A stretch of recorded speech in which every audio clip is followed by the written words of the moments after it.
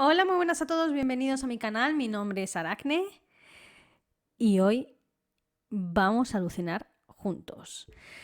Se viene videaco en el canal, o sea, creo que es el vídeo, bueno, el guión más extenso que he escrito, son 10 páginas, ¿vale? Que es letra, lo hago en mayúsculas para poder leer bien porque no veo 3 montados en un burro, pero madre mía, como habéis visto en el título, voy a hablar de Jeffrey Epstein. Y es que estos días, a principio de enero, ha habido novedades dentro del caso Epstein. Y es que se han liberado los archivos que antes estaban protegidos por sumario.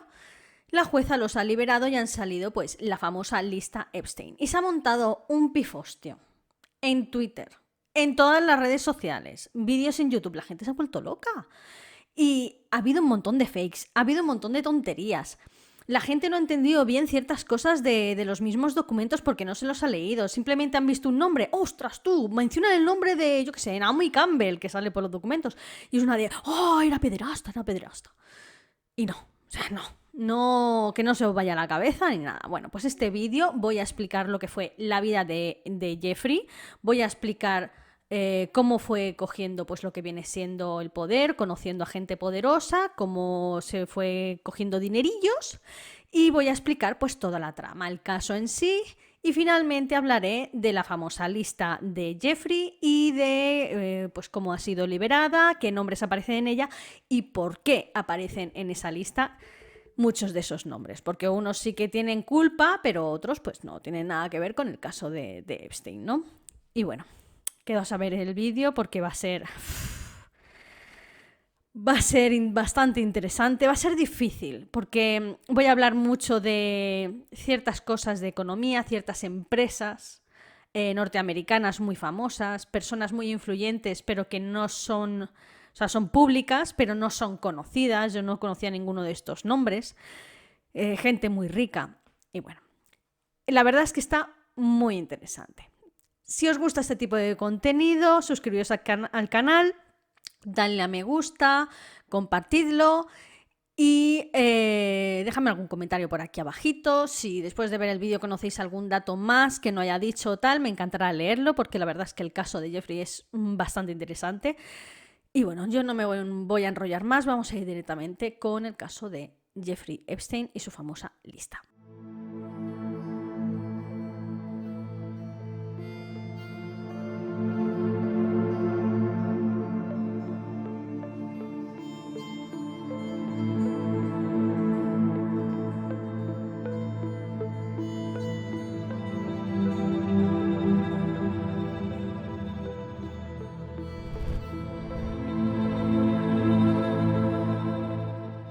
Bueno, vamos a empezar por el principio. Jeffrey Edward Epstein nace en el barrio de Brooklyn, en Nueva York, en 1953, en el seno de una familia humilde y obrera, contrariamente a lo que todo el mundo piensa, porque hay mucha gente que, bueno, todo el mundo, mucha gente que piensa que Jeffrey Epstein es proveniente de una familia rica o multimillonaria o con grandes posibilidades económicas, y no, nació en una familia obrera en un barrio obrero en Brooklyn, ¿vale? Su padre Seymour Epstein, claro, era un jardinero municipal y su madre Pauline era ama de casa y en ocasiones trabajaba como ayudante en una escuela pública. O sea, como veis, son personas normales. Sus padres tuvieron a Epstein al año de casarse nada más y después tuvieron a su segundo hijo, el hermano de Jeffrey, que se llamó Mark. Bien, Jeffrey desde bien pequeñito empezó a destacar sobre todo en la música, con el piano. Tenía talento y con tan solo 5 años pues ya se desenvolvía con mucha soltura con este instrumento, ¿no?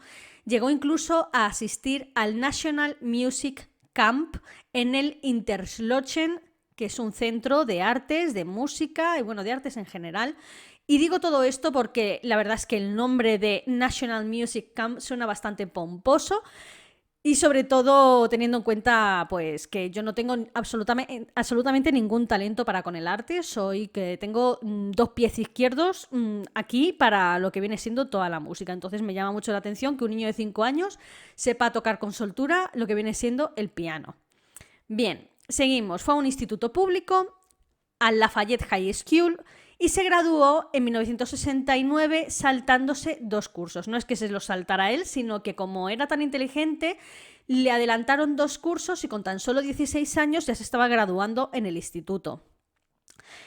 Empezó a estudiar en la Universidad de Cooper Union, pero al año se cambió a la Universidad de Nueva York en la Facultad de Matemáticas y Ciencias. Pero tras llevar 3 años, más o menos, 2 años y medio, 3 años de carrera, no se sabe muy bien por qué, se aburriría o vaya usted a saber, pero abandonó la carrera en 1974. Es curioso que habiendo abandonado esta carrera, ese mismo año entrara como docente, es que me tengo que reír, como profesor de física y matemáticas en la prestigiosa Dalton School en el Upper East Side de Manhattan. A ver, para quien no lo sepa, el Upper East Side es la zona más exclusiva de Nueva York y me atrevería a decir el top 3 de Estados Unidos. O sea, en la famosa Dalton School esta, donde él era docente, que es un instituto privado, claro, van los hijos de las personas más ricas de Estados Unidos, hijos de banqueros, hijos de políticos, van incluso la realeza, o sea, es muy prestigiosa esta escuela. Y que un hombre, un chaval de 20 y pocos años, si la carrera de matemáticas entrara como docente en esta escuela, hay gente que dice o se comenta de que él mismo falsificó su currículum y sus credenciales. En la entrevista se tiró bastante el pisto, ¿vale? Empezó a inventar muchas cosas y como era tan elocuente, pues como que le creyeron, ¿no? Pero hay algo muy curioso referente a esta escuela y es que el director que lo contrató, Donald Barr, posteriormente fue conocido por haber realizado varios reclutamientos entre el profesorado no convencionales. Me explico. Por lo visto, muchas veces este director, seguramente para ahorrarse un dinerillo con el instituto, ¿no? Contrataba a profesores que ni siquiera tenían todos los credenciales necesarios para impartir las clases que él solicitaba, ¿no? Y puede ser que Jeffrey pues fuera uno de estos casos. Al poco de contratar a Jeffrey, en 1974, o sea, en el mismo año en que entró a trabajar, este director, el Donald Barr, se va y entra otro director que se llamó Alan Greenberg, quien a su vez era directivo ejecutivo de Bear Stearns, que es un banco de inversión global y broker de valores. Fue uno de los bancos más importantes de Estados Unidos hasta que quebró en el crack del 2007, en la crisis de 2007, ¿no? Por lo visto, Jeffrey mostraba cierto comportamiento inapropiado con algunas alumnas de este instituto, adolescentes, así que en 1976 Jeffrey fue despedido, pero como motivo alegaron desempeño ineficiente. Porque claro, estamos hablando de una de las escuelas o institutos más prestigiosos de Estados Unidos. No van a arriesgarse de cara al público a decir que habían tenido pues lo que viene siendo este tipo de comportamiento por parte de un docente. Habrían sido manchados, o sea, su imagen manchada completamente. Entonces pusieron pues eso, pues que no cumplía adecuadamente lo que viene siendo sus desempeños laborales, ¿no? Y así pues adiós muy buenas. Aún así, este director Greenberg lo contrata para su banco como asistente junior de bajo nivel. Empieza en lo más bajo de lo más bajo, ¿vale? Que era un comerciante inmobiliario. Es decir, que empieza, pues eso, empieza a ascender poco a poco desde abajo y se convirtió en comerciante de bienes y valores. Empezó a asesorar a clientes y a dar buenos consejos sobre inversiones a varios clientes bastante prestigiosos y en tan solo 4 años... Y esto es súper flipante, la verdad. Desde que entró a trabajar en 1976, Jeffrey llegó a socio comanditario, o sea, a socio de este banco. Eso es impresionante. En menos de 4 años, sin tener experiencia, sin tener ni siquiera la carrera de matemáticas ni nada por el estilo. O sea, sin tener currículum, este hombre empezó como comercial y en 4 años... ya era socio de uno de los bancos más importantes de América. Es entonces cuando llega a ojos del resto de socios de este banco que Jeffrey en realidad no tiene absolutamente ningún credencial de los que él menciona que tiene en su currículum. O sea, que todo es una falsedad, que no tiene experiencia ni nada.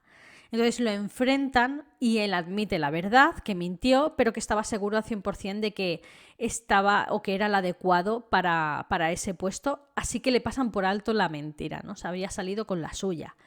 Pero en 1981 es acusado por parte de la empresa de lo llamado violación del Red G, que por lo visto es que empleó ciertos métodos o técnicas que empresarialmente están prohibidas. Así que básicamente se le invita a irse. No lo echan, pero sí que le hacen renunciar. A mediados de ese mismo año, Jeffrey funda su propia empresa, su primera empresa, en agosto. Era una consultoría llamada Intercontinental Assets Group, INC, que se encargaba de ayudar a clientes a recuperar dinero robado de corredores y abogados fraudulentos. Era algo así como una especie de cazarrecompensas económico. De hecho, él mismo se calificaba de esa manera, ¿no? Como un cazarrecompensas asesor económico. Y bueno, para que veáis qué tipo de clientes pasaban por allí, hay una anécdota, sobre todo para los españoles sonará mucho y a lo mejor a alguna parte de Latinoamérica, y es que en 1982 una de sus clientes fue Ana Obregón, que para quien no lo sepa, pues es una, ¿cómo decirlo?, una vedette de variedades de aquí de España, ha sido presentadora, también actriz, una vividora de estas, ¿no? Y Jeffrey pues le ayudó a recuperar millones de inversiones de pérdidas de su padre, que habían desaparecido cuando la empresa Drysdale Government Securities colapsó debido a un fraude. Y esto no se lo pagaron a su padre. La Ana Obregón se presentó al Jeffrey como asesor porque le recomendarían este asesor y él pues le ayudó a recuperar el dinero. Continuamente se jactaba con sus amigos y con otros clientes de que tenía aún clientes muy influyentes, personas muy adineradas que les ayudaba a recuperar sus fondos, lo cual pues no era del todo falso, pero le gustaba mucho presumir. Era un hombre que bastante narcisista en ese sentido, desde siempre.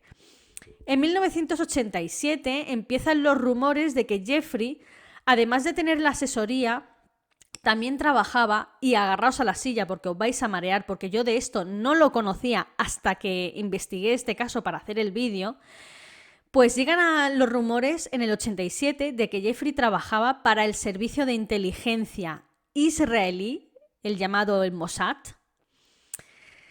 y es flipante. O sea, me vais a decir, ¿qué me estás contando? ¿Qué cuento chino? Esperad, porque de esto ya anuncio que voy a hacer otro vídeo aparte porque vais a flipar en colores con el tema del Mossad. De verdad, vais a flipar. Es que yo lo leía y decía, no puede ser esto, no puede ser verdad. Bueno, la cosa es que desde 1977 hasta 1987, o sea, 10 años, y que por eso en ciertos momentos de su vida tuvo cierta inmunidad con algunos temas, ya que trabajaba para este servicio, para el Mossad, ¿no?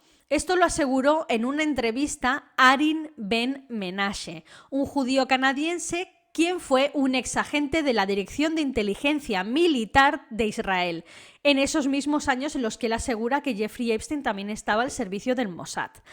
Bien, por orden de ellos, su trabajo era chantajear a políticos y a la gente de la jet set americana, e internacional, con el tema de las menores, ¿vale? Ari Ben Menashe es, además de un empresario y consultor de seguridad muy importante, ha sido también traficante de armas trabajando para el Mossad. O sea que realmente ese hombre trabajó para el Mossad. Eso es cierto, ¿no?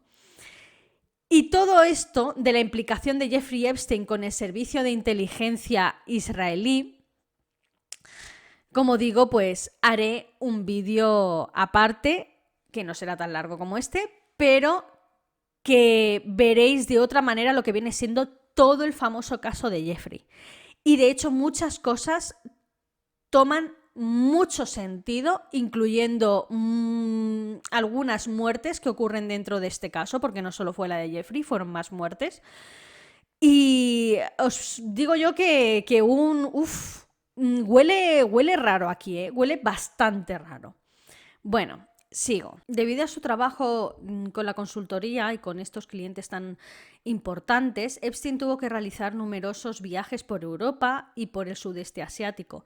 Y en uno de estos viajes conoció a Stephen Hoffenberg en 1987, quien era dueño de la Towers Financial Corporation, una agencia de cobranza que compraba deudas de hospitales o deudas hospitalarias de personas pues, que debían sus facturas o que no podían pagar las facturas a hospitales y por lo tanto tenían estas deudas impresionantes, ¿no? Pues Hoffenberg compraba esas deudas y luego se encargaba de cobrar esas deudas a estos antiguos pacientes, ¿no? De hospitales.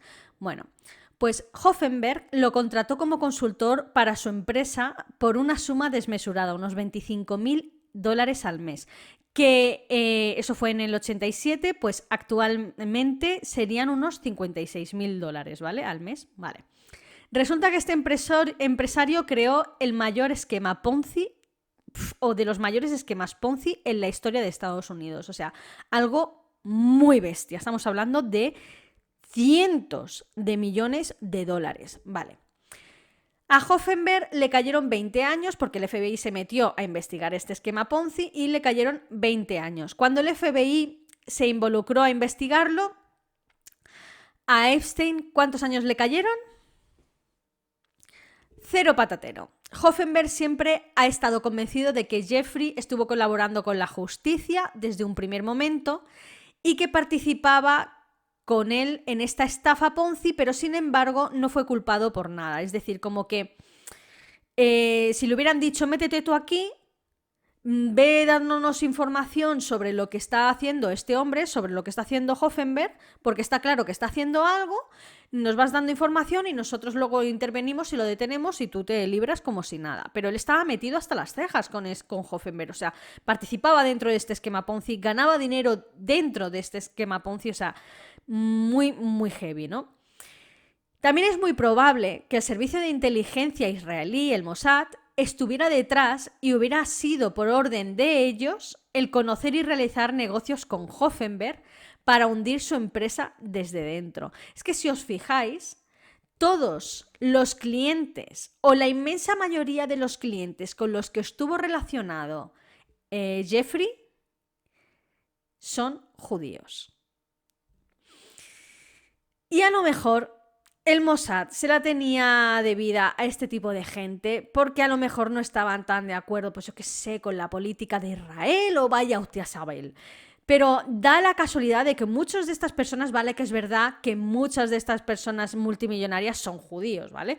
Pero es que no sé, a lo mejor mira que no me gusta ser conspiranoica, pero ya lo entenderéis en el otro vídeo. Bien.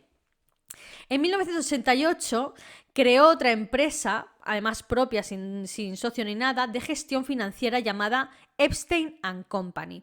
Y entró en contacto con un multibillonario, con B, no con M, multibillonario de Ohio, quien se llamaba Leslie Wexner. Sí, también es judío. Este hombre, que por cierto es el antiguo dueño de Victoria's Secret, ya os podéis imaginar cuántos dinericos tiene este hombre, a su vez tenía también contactos dentro del crimen organizado. Wexner creó poderes notariales en nombre de Jeffrey Epstein, otorgándole absolutamente todas sus voluntades a nivel económico, de propiedades, para que hiciera y deshiciera lo que a él le diera la gana, con su dinero y aún encima en su nombre. Se cree que es de aquí de donde Jeffrey Epstein consiguió lo que viene siendo su dinerico, su fortuna. Al menos la mayor parte económica de su fortuna, porque ya estaba haciendo bastante fortuna con lo que viene siendo sus empresas, ¿no? Posteriormente se le ha preguntado a Wexner, incluso después de que falleciera Jeffrey y todo, pero él menciona que simplemente que fue estafado por Jeffrey y nada más. Ya que si menciona sus vinculaciones con el crimen organizado y con la trata de blancas que luego hubo por parte del caso Epstein y todo, pues se le puede caer el pelo, lógicamente. Así que, ¿qué va a decir el hombre? Pues eso, pues mejor pecar de tonto que no de culpable, de conocerlo todo y quedar como el culpable, ¿no? Pero en fin. Es aquí cuando entra en escena la otra gran protagonista de este caso, que es, vamos, ya la figura de Jeffrey Epstein no se entendería sin esta protagonista, y fue Ghislaine Maxwell. En muchos sitios y en muchos medios se ha dicho que Ghislaine y Jeffrey se conocieron en 1991. Pero esto no es cierto. En realidad lo hicieron en 1988 a través del padre de Ghislaine, Robert Maxwell. No iniciaron su relación amorosa en 1988, pero sí que se conocieron en 1988 y ya empezaron con ciertos negocios en 1988 juntos, ¿vale? Bueno, pues el padre de Ghislaine Maxwell era Robert Maxwell. Y dirás, pues muy bien.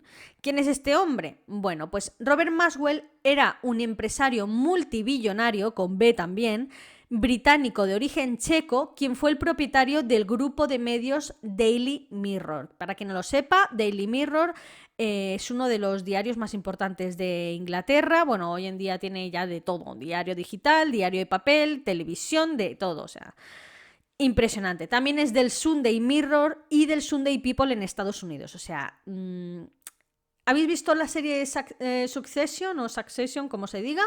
Pues el mandamás, pues ese básicamente era el Robert Maxwell. O sea, lo mismo, tenía ahí toda una cadena de medios a su disposición. Y de hecho cambió la forma de hacer televisión y la forma de hacer prensa en Inglaterra. Lo mejoró todo y tal. Sí que es verdad que era muy tajante, un hombre muy de la vieja escuela, de la old school. E incluso lo tratan de déspota, cosa que no dudo ni por un segundo, pero el tío consiguió crear allí un imperio digital de la leche, que incluso hoy en día pues sigue resistiendo y sigue subiendo como la espuma, ¿no? Bien, como digo, este Robert Maxwell, atención, tenía vinculaciones con el Mossad, con el servicio de inteligencia israelí. Esto no es ninguna invención ni son rumores, ¿vale? Y se dice que fue él quien reclutó a Jeffrey Epstein dentro del Mossad. Para darle más chicha al asunto, Robert Maxwell falleció en 1991 en Gran Canaria, aquí en las Islas Canarias, en España, en su yate, o muy próximo a su yate, el cual lo llamó Lady Ghislaine en honor a su hija, que él tenía 9 hijos, pero la favorita era la pequeña, que era Ghislaine, una de las protagonistas de esta historia. Y murió ahogado en extrañas circunstancias, con el cuerpo flotando en medio del mar Atlántico, ahí en las Islas Canarias, al lado de su yate. Unos dicen que fue una automurisión, ya me entendéis. Otros dicen que fue un accidente, se cayó por la borda. Otros dicen que no, que lo mataron. O sea, realmente no se sabe. La cosa es que los que dicen que fue una automurisión es porque seguramente tenía una enorme deuda que había generado, porque él gastaba muchísimo, gastaba más de lo que ganaba incluso, y tuvo que robar 440 millones de libras de los fondos de pensiones de sus empleados para seguir manteniendo su red de influencias y su estilo de vida. Y por cierto, el dinero que robó del fondo de pensiones de sus empleados, los 440 millones, nunca fueron recuperados. Pero es que hay otra teoría y dice que Robert Maxwell fue asesinado por el Mossad, como digo, o por enemigos del Mossad. Desde luego, su hija Ghislaine, es que no sé cómo decirla, nunca he escuchado su nombre de mencionarlo, le llamaré Ghislaine, porque se escribe G-H-I, en fin. Apoyaba la teoría de que su padre había sido asesinado porque ella consideraba que el temperamento de su padre no era un temperamento que cayera pues en una depresión o en pensamientos de automurisión ni cosas por el estilo, ¿vale? Entonces ella estaba firmemente convencida de que a su padre se lo habían ventilado y supongo que ella incluso no mencionó nunca el Mossad, pero sí que estaba ahí presente y tal. Por cierto, para que veáis que este hombre sí que era muy probable que estuviera relacionado con el Mossad. Él no era judío, él era checo y se había ido a Inglaterra a hacer su gran fortuna, no tenía nada que ver con ser judío ni nada, pero a su muerte le realizaron un entierro, un funeral por todo lo alto en Israel. ahí lo dejo. La cuestión es que tras la muerte de Robert Maxwell en 1991, Ghislaine se trasladó a Estados Unidos. Ella vivía en Londres y se trasladó a Estados Unidos a Nueva York, y se dice que fue cuando empezó su relación con Jeffrey Epstein. Al trasladarse a Nueva York y empezar con su relación, no relación de amistad, sino relación amorosa con Jeffrey Epstein, es cuando se supone que empieza lo que viene siendo todo el jaleo del caso de Jeffrey. Lo de la trata de blancas y todo, ¿vale? El método que usaban era casi siempre el mismo, o básicamente era el mismo, y era, reclutaban a adolescentes a las que con el pretexto de pagarle unos $300 para dar masajes, las reclutaban de institutos de barrios pues no ricos, no se iban a la Upper East Side entre las adolescentes de la más alta sociedad a reclutarlas, al contrario, se iban a institutos de barrios pobres, se podría decir, y se aseguraban de que esas adolescentes necesitaran efectivamente el dinero, porque por $300 no cualquiera hace esas cosas, ¿no? La cosa es que se aseguraban pues de chicas con ciertas necesidades económicas, les decían que te doy $300 si le das un masaje a este hombre, y bueno, pues ellas decían que sí, las llevaban a casa de Jeffrey. He de decir que Jeffrey tenía muchísimas propiedades, no solo es la famosa isla, de hecho la isla la adquirió en 1998 y el caso de los escándalos con esta chica se empezó en 1991, que se sepa. Así que mirad si hay años antes de siquiera de que pisara esa isla, ¿vale? La famosa isla. No, tenía numerosas propiedades y hacía esto en multitud de sus casas, no solo en Estados Unidos, sino también por alrededor del mundo. En Francia también hubo decenas y decenas de chicas.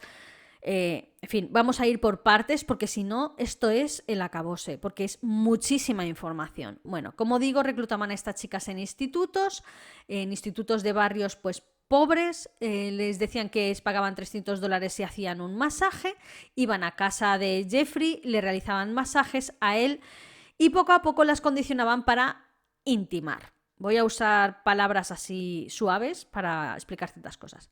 Y después pues les prometían pagarle más dinero si traían a más chicas. O sea que se convertía todo eso en una especie de pirámide, ¿vale? Como de esquema Ponzi, nunca mejor dicho. En la cabeza estaban Jeffrey y Ghislaine y luego estaban las otras chicas que iban reclutando. Esas chicas iban reclutando más chicas. Esas chicas también a su vez reclutaban más chicas y todo eso pues se convertía en una red enorme, gigantesca. Estamos hablando de decenas y decenas y cientos de chicas y mujeres, chicas jóvenes y mujeres en todo el mundo. O sea, yo no había escuchado mucho este caso, pero no sabía la magnitud del mismo hasta que me he metido realmente profundamente en este caso. Y estamos hablando a nivel mundial. No solo en Estados Unidos, en Palm Beach y en la famosa isla de Jeffrey, ¿no? En fin. La cosa es que si traes a más amigas, yo te pago más dinero y también pago a tus amigas, ¿no? Poco a poco se hicieron con una red inmensa, como digo, chicas habituales también, tenían chicas de su confianza, les pagaban dinero. Si alguna tenía algún sueño de ser artista, no te preocupes, te compro los cuadros y hablo con mis amigos para promocionar tu arte y que también hicieran lo mismo, ¿no? Si alguna quería ser cantante, no te preocupes, yo te prometo que te presento a algún representante de música. Claro, no solo era dinero, sino que también eran asuntos que les interesaban a ella en este sentido, ¿no? Todo era, pues, como digo, promesas de influencias, promesas de dinero. Bueno, promesas de dinero y dinero, las pagaban de verdad. Bien. No creáis que, como digo, esto se redujo a un par de institutos de Estados Unidos, sino que esta red pues, se extendió por todo el mundo, a lo largo y ancho.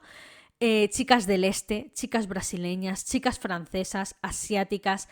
Tened en cuenta que esta gente estaba en constante movimiento alrededor del mundo, viajaban con jets privados y en pocas horas se plantaban en la otra parte del mundo.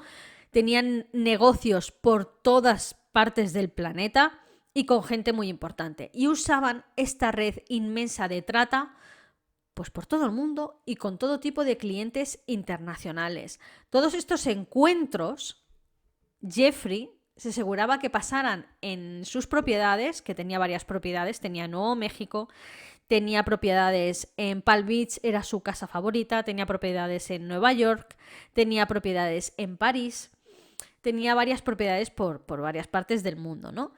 Y él tenía cámaras por todas y cada una de estas propiedades, en todas las habitaciones, habitaciones de invitados, baños, en todos lados, y las monitoreaba desde una sala de medios, que se llama así, sala de medios, de su mansión situada en Nueva York. Se aseguraba de captar con cámaras a todas estas personas influyentes con las que estaba haciendo negocios para posteriormente chantajearlos. Las chicas solo eran un medio para un fin, ¿vale? Guardaba decenas y decenas y decenas de discos compactos, de compact discs, en su mansión de Nueva York con imágenes de toda la gente que mantenía esos encuentros con estas chicas. Todos y cada uno de ellos perfectamente catalogados, con el nombre del sujeto y con el nombre de la chica, la edad del sujeto, la edad de la chica, el día, la hora, todo. Todo. Bien, llegamos al primer toque de atención contra Jeffrey y fue en 2005. Concretamente, en marzo de 2005, una mujer se puso en contacto con la policía de Palm Beach, en Florida, y alegó que un adolescente había llevado a su hijastra, o sea, su propia hijastra, una amiga de su hijastra la había llevado a una mansión para masajear a un ricachón. Esta mujer no sabía ni quién era el dueño de esa mansión, ni quién vivía ahí, ni quién era Jeffrey Epstein, ni nada. La chica, la niña, su hijastra, tampoco tenía ni idea de quién era Jeffrey Epstein, porque como digo, sí, se codeaba con la jet set de Norteamérica, con estrellas y todo, pero él no era un famoso, él no era actor, él no era cantante, él no era artista, él simplemente era pues un asesor económico, o sea, un asesor de famosos, nada más, en teoría, de cara a la galería, ¿no? Y entonces se presenta a la policía, les cuenta lo que le ha dicho su hijastra, que le han llevado a esta mansión para hacer un masaje y resulta que finalmente el masaje pues ha evolucionado a algo más, ¿no? La policía, con el testimonio de esta mujer, con el testimonio de su hijastra y con el testimonio de la amiga que la llevó a esta mansión, iniciaron una operación encubierta que duró 13 meses. El propio jefe de policía de Palm Beach, Michael Reiter, tuvo problemas con el fiscal estatal Barry Krischer, judío, también es judío, y lo acusó de ser demasiado indulgente. O sea, la fiscalía trabaja para el pueblo, la fiscalía trabaja con la policía, la fiscalía no trabaja para el acusado o para el demandado. En este caso, el fiscal Barry Krischer trabajó como si fuera de la mano de Jeffrey Epstein, ¿vale? Incluso, como digo, el mismo jefe de policía, el Michael Reiter, se quedó flipando y diciendo, tú eres fiscal, ¿qué estás haciendo? O sea, tenemos aquí un caso en el que han acusado a este hombre de estas cosas y tú estás aquí como si fueras de la manita con él.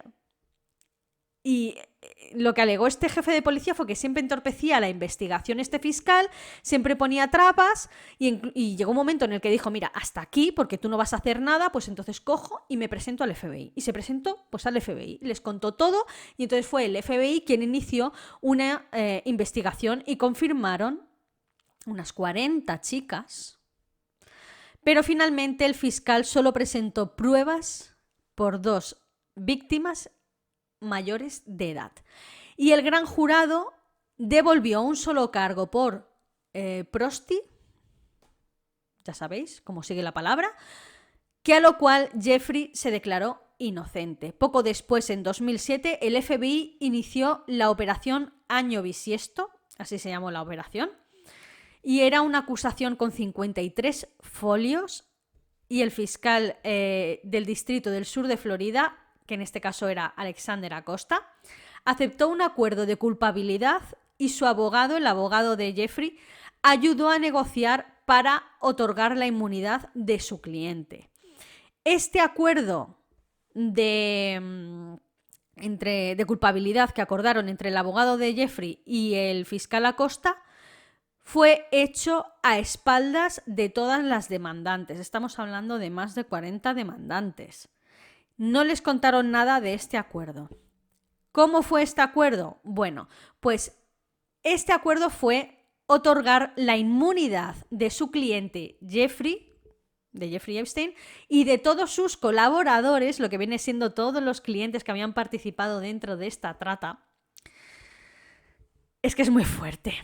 En posteriores delitos. Es decir, que todo lo que hicieran a partir del 2007 en adelante, inmunidad diplomática, como se suele decir, como si fueran diplomáticos, ¿sabes? Bueno, algún diplomático había, ya os lo digo.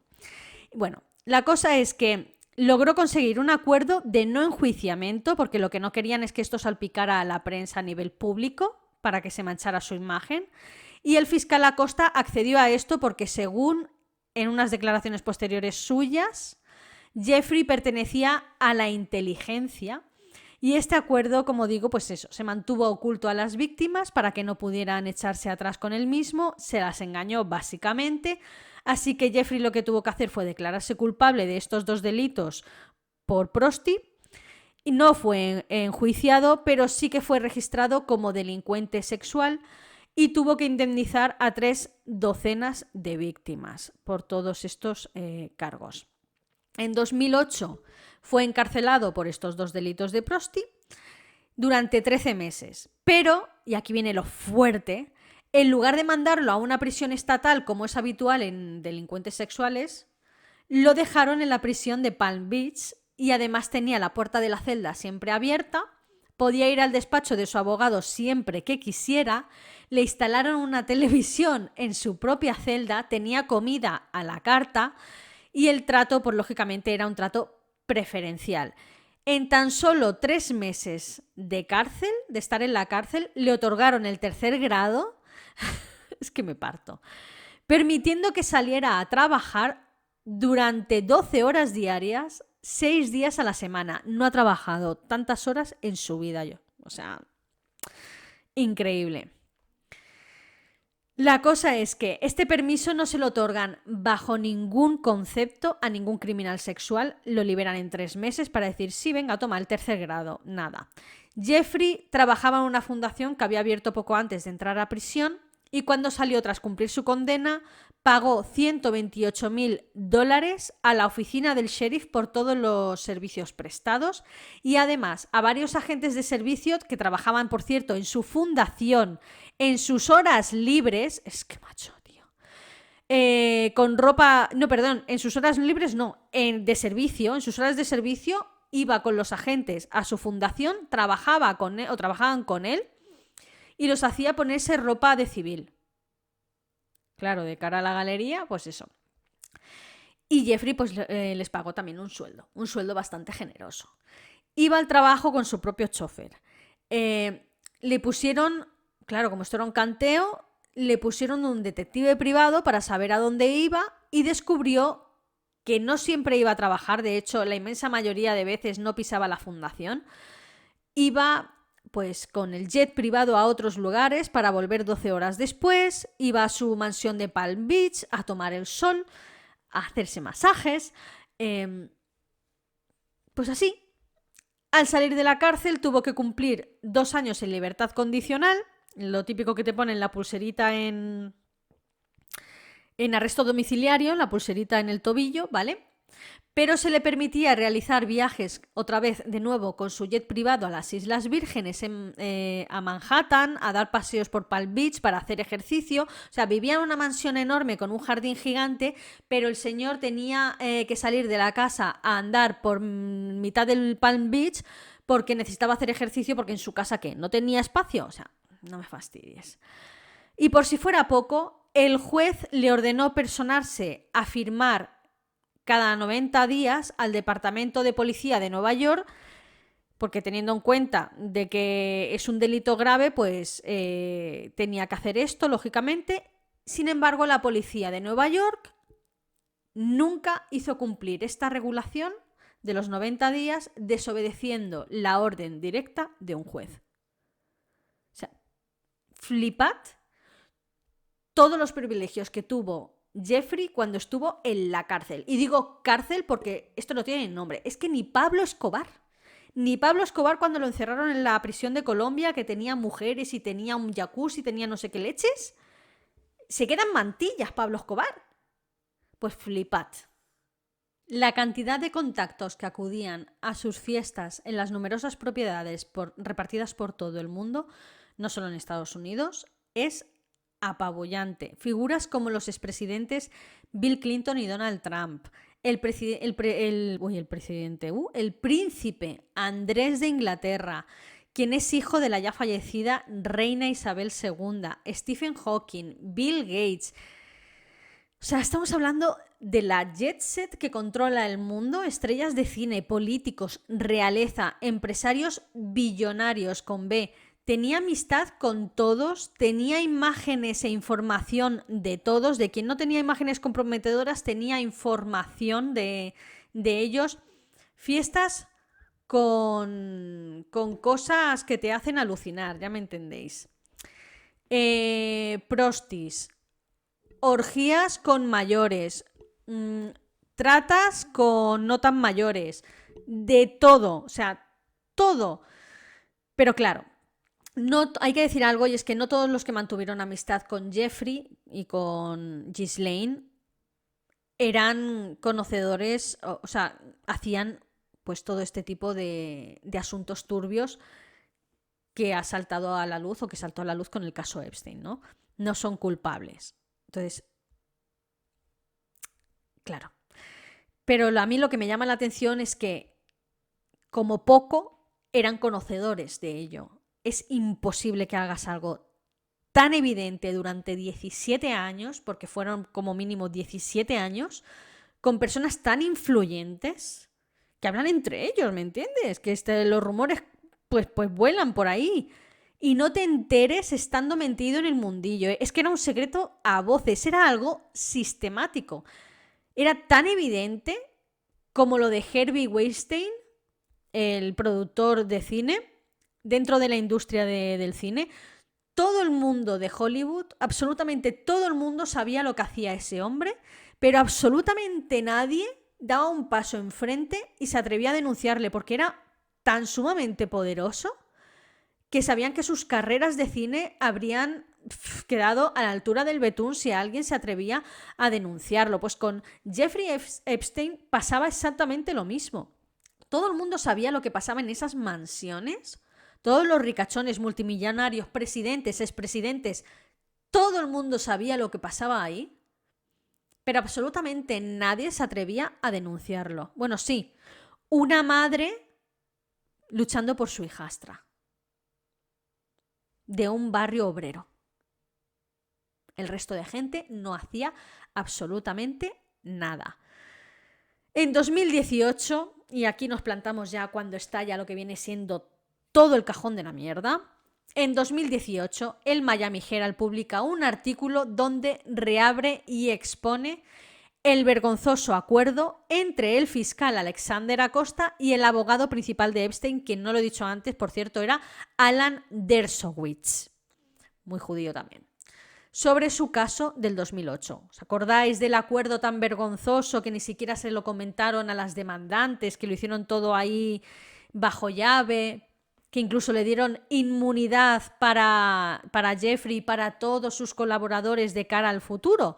Pues ese acuerdo saltó a la prensa en 2018. Estamos hablando de 10 años después del caso, de que el caso se hubiera cerrado y todo. Claro, cuando salta esto a la prensa se lía un pifostio de la leche, todo el mundo se vuelve loco en redes sociales, ahora sí que hay así redes sociales, se lía la de Dios. Se hace súper viral el caso y el FBI empieza de nuevo a estudiar su caso. Anulan, por supuesto, el bochornoso acuerdo entre fiscal Acosta y el abogado de Jeffrey Epstein, Dershowitz, que por cierto también se dijo y se comentó que participaba en estas fiestas, aunque él siempre lo ha negado, obviamente. En resumidas cuentas, el FBI empezó a hacer su trabajo como Dios manda. y a reunir testimonios de víctimas, a reunir testimonios de testigos, a recoger pruebas en las diferentes propiedades de Epstein. Estamos hablando de fotos, estamos hablando de algunos vídeos. Encerraron a Jeffrey en prisión preventiva a la espera de juicio en julio de 2019 en el Correccional Metropolitano de Nueva York y se enfrentaba a 5 cargos principales y un chorro de cargos adicionales. Los principales eran tráfico de personas pequeñitas, tráfico sexual, prosti de personas pequeñitas, estupro, que esto básicamente es grooming a adolescentes a lo bestia, ¿sabes? Porque él no las obligaba, él no las forzaba, pero sí que las condicionaba en un ambiente así, pues que para ellas era desconocido. Era, en fin, un grooming, pero muy bestia. Y abuso sexual a personas pequeñitas. Bien. El fiscal que negoció este acuerdo, Acosta, a espaldas de las demandantes, tuvo por supuesto que renunciar a su cargo como secretario de Trabajo, lo tiraron a la calle y hubo un montón de colaboradores que a su vez fueron encarcelados, como el secretario y administrador de la casa de Jeffrey Epstein en Palm Beach, Alfredo Rodríguez, quien se demostraría que había eliminado varios archivos y sobre todo lo encarcelaron por no entregar a la policía un diario personal y en su lugar intentar venderlo a la prensa. Es que es muy fuerte. Afortunadamente el FBI se hizo con este diario personal donde había nombres de los encuentros, nombres de las múltiples víctimas y fue vital este diario para encontrarlas a todas, tomarles testimonio y darles un nombre realmente a lo que viene siendo toda esta red de víctimas, ¿no? Estamos hablando de decenas y decenas y decenas de víctimas en todo el mundo. En Francia se estaba armando una investigación paralela con ayuda del FBI. Se contaban por decenas también las víctimas en Francia, en Estados Unidos, en las Islas Vírgenes, en Brasil, en Europa del Este, o sea, flipante. Y llegamos al final de este recorrido. El 23 de julio de 2019 encontraron a Jeffrey inconsciente en su celda con marcas de estrangulación y de arañazos en su cuello y entonces se le atendió y se le puso bajo protocolo de antimorisión. Tengo que usar eufemismos, pero ya sabéis lo que significa, vaya. En la cárcel. 6 días más tarde decidieron meterlo con un compañero de celda, con un preso de apoyo y control. Suelen emplear este tipo de presos en estos casos tan particulares donde la seguridad o la integridad de un reo pues corre peligro por autolesiones y este preso de confianza se vuelve su sombra para vigilar al reo en cuestión, ¿no? Aparte, un guardia venía también a controlar cada 30 minutos que todo andaba bien. Y había 2 cámaras de vigilancia en el pasillo. Dentro de la celda no había cámaras de vigilancia por el derecho a la intimidad de los reos, ¿no? Bien, nos situamos la noche del 9 de agosto, ¿vale? Jeffrey fue colocado en otra celda sin su compañero de apoyo y los procedimientos de vigilancia por parte de los funcionarios no se realizaron. Es decir, que no fueron cada 30 minutos a comprobar que todo andaba bien. Porque, según ellos, que eran 2, se quedaron dormidos los 2 y además las 2 cámaras del pasillo dejaron de funcionar. Decidme que no ha sido el Mossad. O sea, de verdad, decidme que no ha sido el Mossad. Bueno, fue la mañana del 10 de agosto, es decir, la noche, o sea, lo cambiaron la noche del 9. La madrugada del 10 de agosto fue cuando pasó todo. Unas horas después, ¿vale? A las 6:30, Jeffrey fue hallado muerto en su propia celda. Intentaron reanimarlo e incluso lo trasladaron en ambulancia al hospital, pero solo pudieron certificar su fallecimiento. Jeffrey, al parecer, se había colgado con una sábana rota, había rajado la sábana, La habitación estaba completamente revuelta, los colchones estaban por el suelo, las sábanas estaban, la ropa de cama y todo por los suelos. Parecía que había estado ahí un tigre. Y bueno, y tras una investigación, pues la muerte de Jeffrey se catalogó como una automuerte, ¿vale? Básicamente. Con Jeffrey fallecido, todas las miradas ¿dónde recaen? Pues sobre su confidente y mano derecha, Ghislaine Maxwell, quien participó de todo esto, de lo que le acusaron a Jeffrey. No ha hablado mucho de ella, pero ella estaba presente en todo momento. Ella conseguía a las chicas y también participaba en los mismos encuentros, ¿vale?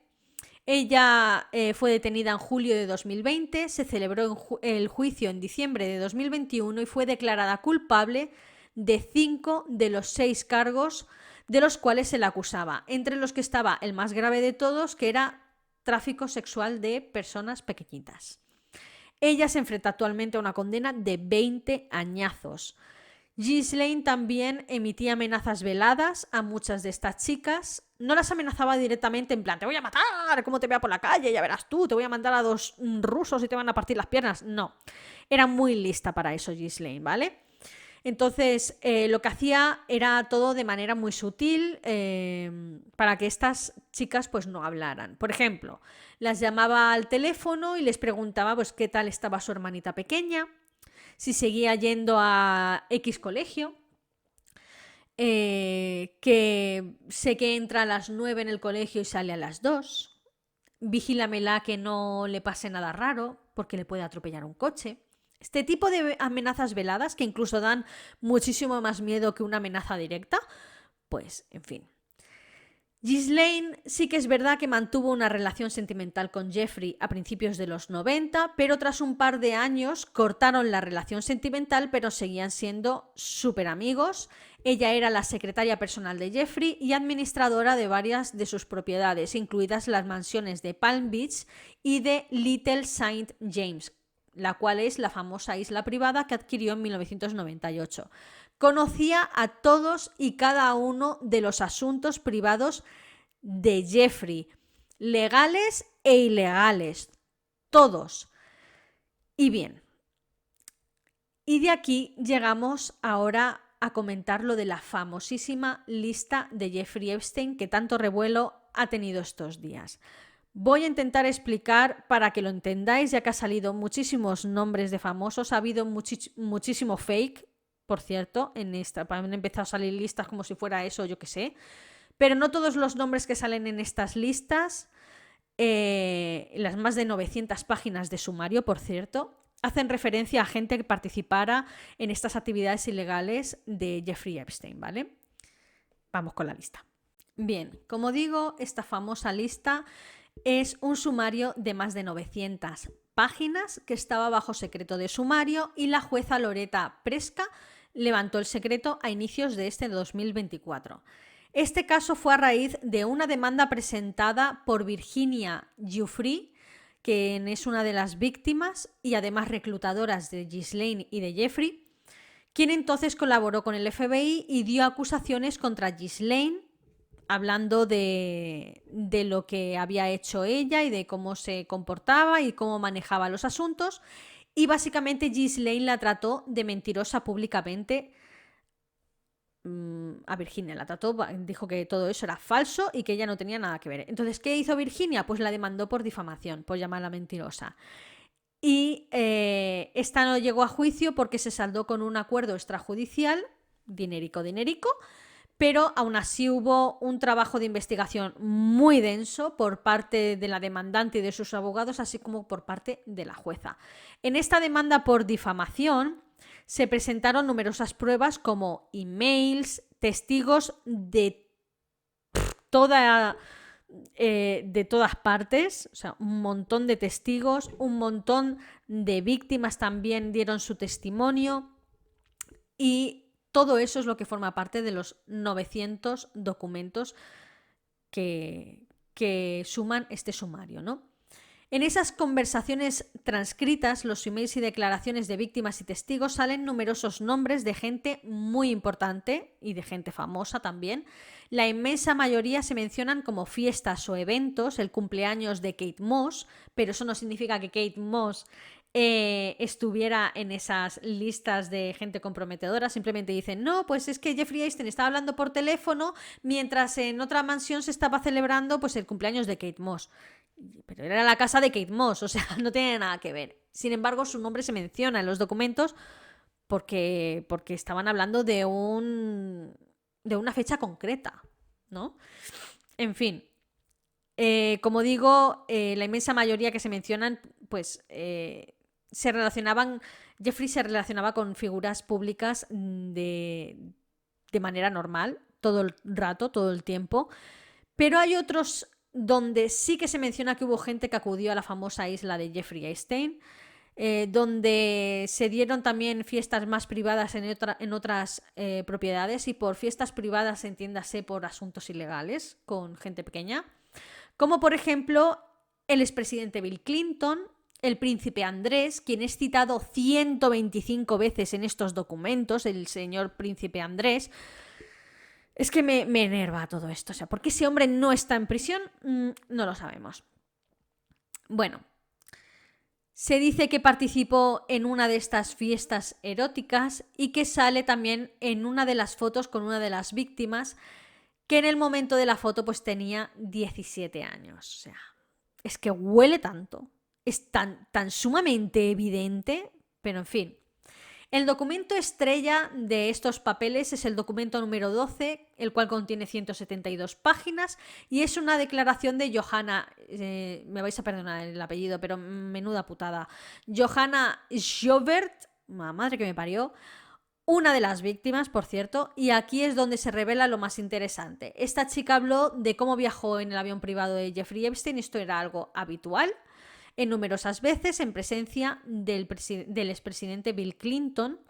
No menciona nada de cosas ilegales contra ella ni nada por el estilo, pero ahí está. Y posteriormente hay un email de Jeffrey hablando sobre Clinton y menciona que al presidente le gustan jovencitas. Guiño, guiño, ¿vale? Menciona que fueron a Atlantic City y que se reunieron con Donald Trump para ir al casino. No habla tampoco de abusos por parte de Trump. Menciona una fiesta privada en la isla de Epstein con el príncipe Andrés, y ahí sí que menciona que hubo tonteo y toqueteos con el príncipe. Otra declarante anónima también dijo que mantuvo relaciones con el príncipe Andrés. Johanna menciona que conoció, por ejemplo, a Michael Jackson, pero que no hubo encuentro sexual de ningún tipo con Michael, sino que él fue con sus abogados y con sus asesores, porque recordad que Jeffrey pues, era asesor financiero, y fue a reunirse con Jeffrey Epstein porque era una época en la que Michael Jackson tenía serios problemas económicos. De hecho tenía un pufo de unos $200 millones, y se reunió con él y con sus asesores presentes y abogados para intentar paliar este tipo de pufo, y le ayudó en ese sentido, ¿no? Básicamente lo contrató como asesor financiero. Menciona fiestas con el científico Marvin Minsky, George Lucas y el abogado de Jeffrey, Alan Dershowitz, el que negoció el trato tan ventajoso para Jeffrey con el fiscal Acosta, ¿vale? Pero nada de encuentros sexuales con ellos, al menos por parte de esta víctima. David Copperfield, el famoso mago, también se menciona, dice que realizó unos trucos de magia en una fiesta, pero absolutamente nada de cosas ilegales. En otro documento se menciona a Stephen Hawking en un email escrito por Jeffrey, en el que hace hincapié de que se tienen que borrar los rumores de que Hawking participó en una bacanal con gente pequeña. Por lo visto ya corrían los rumores en los años 2000 sobre este tipo de prácticas con Hawking, que si Epstein hizo hincapié en el que se borraran esos rumores, pues no sé muy bien cómo tomármelo, sinceramente. En fin, en otros documentos más importantes menciona Virginia Giuffre que las palabras dar masajes significa básicamente sexo. Y esto pasó con el príncipe Andrés, con otro príncipe del cual no se menciona el nombre ni la procedencia, lo cual me hierva la sangre. Bill Richardson, quien es exgobernador de Nuevo México y ex embajador de Estados Unidos en las Naciones Unidas, tócate las narices. Jean-Luc Brunel, un agente de modelos de fama mundial, quien se quitó la vida en 2022 en una cárcel francesa, en la cárcel francesa de La Santé, a la espera de juicio, acusado por mantener relaciones con gente pequeña. Modelos de la talla de Naomi Campbell, como he dicho, porque mencionan su cumpleaños por encima simplemente. El científico antes mencionado, Marvin Minsky. Glenn Dublin, quien es un multimillonario inversor. Tom Pritzker, que es otro multimillonario y presidente ejecutivo de la cadena de hoteles Hyatt Hotels. George Mitchell, quien es político y demócrata y ex senador de los Estados Unidos. O sea, estáis viendo el perfil de gentuza que iba a estos sitios a cometer ese tipo de actos. Es que se me hiela la sangre. En otro documento mencionan, por ejemplo, que Bill Clinton también participó de estos masajes, y en la solicitud recogida en este documento, por cierto, los abogados de la demandante piden, por favor, que se declare al expresidente. O sea, que piden que declare, que lo citen a declarar, pero fallaron a esta petición a favor de Bill Clinton y bueno, simplemente no lo citaron, por tanto, a declarar. He de mencionar que Bill Clinton sale reflejado en estos papeles 73 veces, pero creo que coincidió en el momento en el que era presidente, posiblemente, y a lo mejor pues tuvo inmunidad diplomática. En fin. Y bueno, chicos, hasta aquí me duele la espalda y todo. Son 10 páginas de guión. Ha sido sin duda el guión más extenso que he hecho. Hay un chorro de información y los casos con tanta información son los más difíciles, porque no puedes aquí citar como si fuera un libro, no puedes decirlo absolutamente todo. Hay muchísimas más cosas. Esto es más turbio de lo que pensamos. Pero hasta aquí el vídeo de todo el asunto de Jeffrey, de la lista y de todo. Creo que lo he sabido resumir bien. Espero haberlo dejado claro, haber dejado las cosas claras. Espero que lo hayáis entendido, que os hayáis hecho una idea más o menos de la envergadura de lo que fue en realidad el caso Epstein, porque hay gente que se cree que solo pasó en la famosa isla, y no, pasó en todas sus propiedades, que las tenía repartidas por medio mundo. Hay gente que se piensa que solo fueron unas cuantas víctimas, y no, fueron cientos. Toda una trata de blancas con todas las letras. Y sí, fue bastante gordo. Y da mucho asco porque todos los que participaban en este tipo de fiestas eran gente que mueve los hilos de nuestra vida mundana, gente que controla nuestra economía, nuestra política, nuestros medios de información. O sea, el 1%. Ese 1% de gente poderosa, pues esos son la gente que están presentes en estos documentos como culpables. ¿Vale?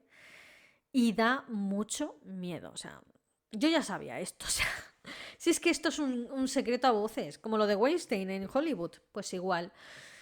Ya se sabe que este tipo de gente pues se entretiene con este tipo de cositas, ¿no? Pero es que da tanto asco. De verdad, a mí me da tanto asco este caso. Todo. Y bueno, decir también que tengo planeado el próximo vídeo que traiga será también sobre el caso Jeffrey Epstein, pero sobre sus vinculaciones o posibles vinculaciones con el Mossad, el servicio de inteligencia israelí, porque hay muchas cosas dentro de su caso que huelen muy turbio, empezando por su muerte, porque a mí no me digas que fallen los 2 guardas de seguridad porque se quedarán dormidos, que fallen las 2 cámaras del pasillo, que justo la noche anterior le cambien de celda y le quiten el preso de apoyo cuando tenía estrictas direcciones de que no podía quedarse solo en ningún momento. O sea, en fin, esto ya lo hablaré en el otro vídeo. Hay también muchísimas más declaraciones que lo vinculan con el Mossad.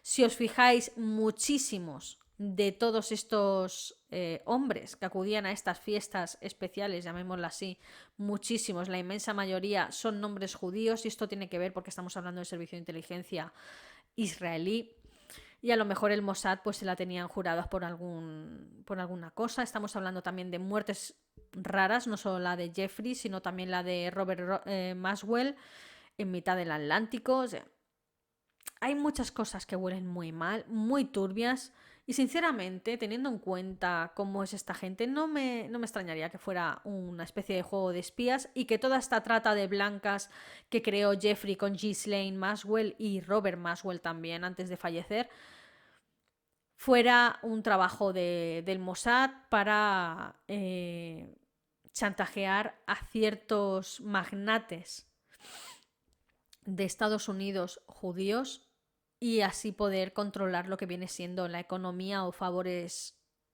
de este tipo que beneficiaran a lo que viene siendo el servicio de inteligencia o las relaciones entre Estados Unidos e Israel, que ya sabéis que son como hermanitos queridos, ¿no?